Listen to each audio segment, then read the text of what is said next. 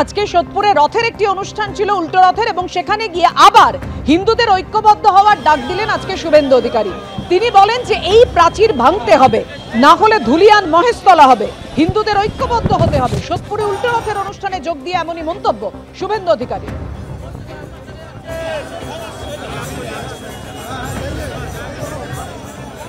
আমাদের এই প্রাচীরটাকে ভাঙতে হবে। প্রাচীরটা যদি আমরা ভাঙতে না পারি তাহলে মোথাবাড়ি হবে, ধুলিয়ান হবে, শামশেরগঞ্জ হবে, মহেশতলা হবে। আজকে আমি আসার সময় রক্ত দেখতে দেখতে আসছিলাম, হিন্দুদের রক্ত এগরা থানার দোবান্দিতে, সেখানেও একজন হিন্দু গাড়ির চালক, তার ঠিক এই জায়গাটা রক্তাক্ত রক্ত পড়ছে।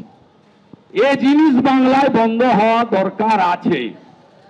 বন্ধ তখনই হবে যখন হিন্দু তার একতা গড়ে তুলবে, ভাষা, মত, পথ, দেব দেবীতে, যাতে আমরা কেউ বিভক্ত না হই।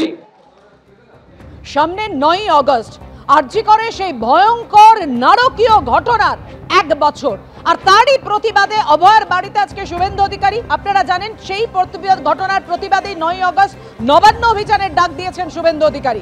আজকে অভয়ের মা বাবার সঙ্গে কি কথা বললেন শুভেন্দু অধিকারী? উজ্জ্বল।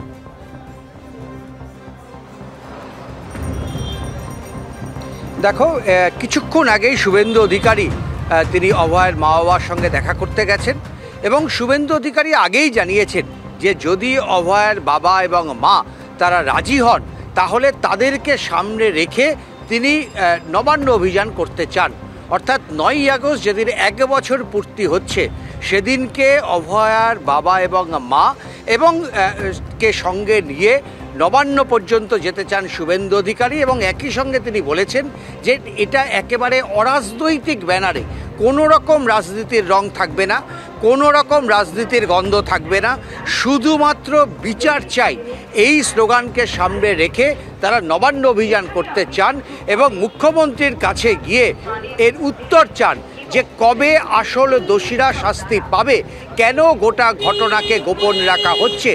এখন বৈঠক চলছে, আলোচনা চলছে, তার আগে কিন্তু 9ই জুলাই রয়েছে, অর্থাৎ আগামী মঙ্গলবার, আগামী বুধবার 9ই জুলাই কিন্তু গোটা রাজ্য জুড়ে একাধিক কর্মসূচি নেওয়া হয়েছে। অভয়া মঞ্চের পক্ষ থেকে একাধিক জায়গায় তারা বিক্ষোভ সমাবেশ করবে। শিয়ালদা থেকে রাজাবাজার পর্যন্ত তারা মিছিলের ডাক দিয়েছেন, এবং সেখানে যারা সাধারণ মানুষ, নাগরিক মঞ্চ, তারা সেই মিছিলে হাঁটবেন। 9ই আগস্ট অভয়া মঞ্চ থেকেও কিন্তু গোটা রাজ্য জুড়ে রাত জাগার কর্মসূচি নেওয়া হয়েছে। 8 তারিখ রাত থেকে রাত জাগো এই কর্মসূচিও কিন্তু অভয়া মঞ্চ নিয়েছে, সেটা আগামীকাল বা আগামী 9 তারিখে তারা ঘোষণা করবেন। ফলে সব মিলে 1 বছর পূর্তির আগে আবার কিন্তু সেইভাবে গোটা রাজ্যের মানুষ তারা পথে নামতে চান, তারা রাস্তায় নামতে চান। যে আন্দোলন দেখে গোটা বিশ্ব স্তম্ভিত, মানে চমকে উঠেছিল, যে আন্দোলন দেখা গেছিল, যে আন্দোলনে সুর বিরিয়েছিল শুধুমাত্র কলকাতা না, দেশের বিভিন্ন প্রান্তের মানুষরা, এমনকি বিদেশের মানুষরাও, সেই আন্দোলনকে আবার কলকাতার বুকে, রাজ্যের বুকে, দেশের বুকে নতুন করে নামানো, সংগঠিত করা, পথ চলা, সেই আন্দোলন কিন্তু তারা তৈরি করতে চান। কারণ তারা মনে করেন যে এই গোটা কর্মকাণ্ডটাকে একেবারে ধামাচাপা দেওয়ার চেষ্টা চলছে। সিবিআই তদন্ত যে করছে, সেই সিবিআই তদন্তে পরিবার খুশি না, বরং তারা এই অভিযোগ করেছেন একাধিকবার যে সিবিআইকেও পর্যন্ত ম্যানেজ করা হয়েছে।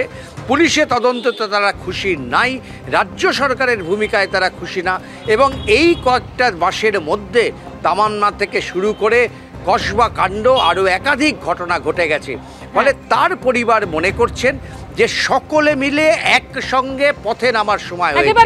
যারা যারা মৃত্যুর এবং তারপরে ন্যায্য বিচারের দাবি, এবং সেই পরিপ্রেক্ষিতে 9 তারিখে যে নবান্ন অভিযানের ডাক দেওয়া হয়েছে, অন্যদিকে শুভেন্দু অধিকারী একদিকে অভয়ের বাড়িতে যান, অন্যদিকে উল্টো রথের অনুষ্ঠানেও তিনি যোগদান করেন।